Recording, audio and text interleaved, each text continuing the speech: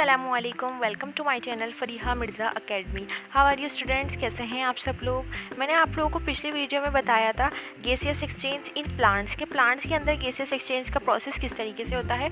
उसी का एक टॉपिक था स्टोमेटा। आज हम उसको डिस्कस करेंगे। Stomata singular, stoma means mouth.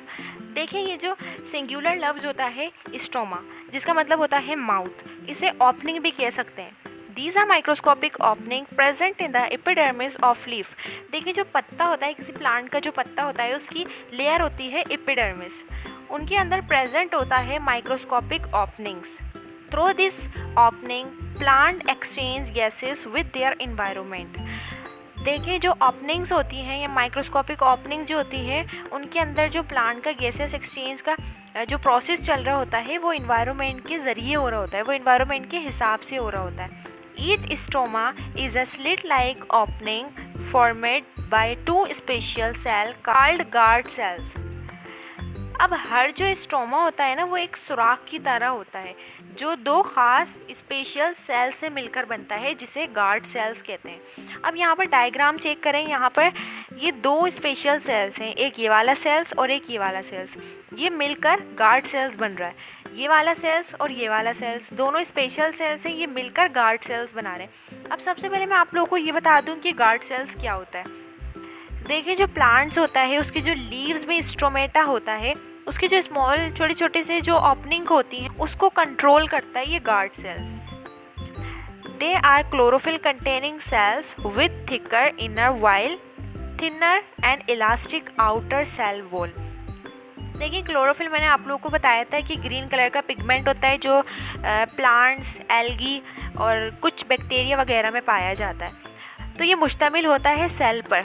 जो सेल्स होते हैं ये दो तरह के होते हैं, एक होता है इनर साइड और एक होता है आउटर साइड। अब देखिए, जो सेल्स होता है, उसकी जो इनर वाला बिल्कुल अंदर वाला जो साइड होता है, थोड़ी थिक होती है, वो मोटी होती है, अंदर से मोटी होती है। और जो आउटर सेल वॉल होती है, वो लचकदार और थोड़ी पतली होती है। The opening and closing of stromata depend upon turgidity of the guard cells। देखिए, जो स्टोमेटा खुल रहा और बंद हो रहा होता है, ये डिपेंड करता है turgidity of the guard cells पर। अब यहाँ पर सबसे पहले इस टर्जिडिटी को समझ लें। ये टर्जिडिटी क्या होता है। देखिए स्टूडेंट्स, टर्जिडिटी कहते हैं स्टूफनेस को। स्टूफनेस सख्त चीज़ को कहते हैं। अब ये जो टर्जिडिटी होता है, ये प्लांट्स के अंदर पाया जाता है।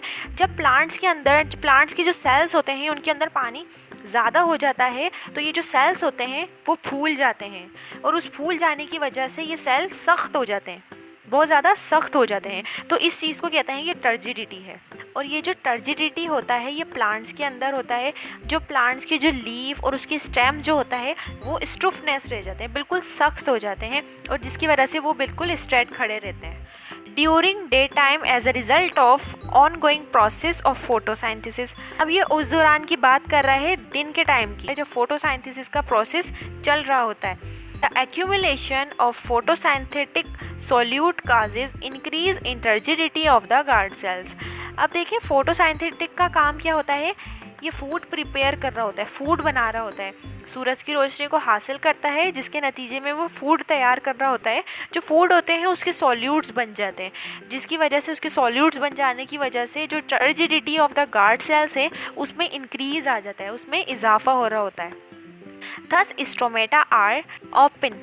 Turgidity of the guard cell में इंक्रीज आ रहा होता है, तो जो स्टोमेटा होता है वो ओपन हो जाता है, वो खुल जाता है।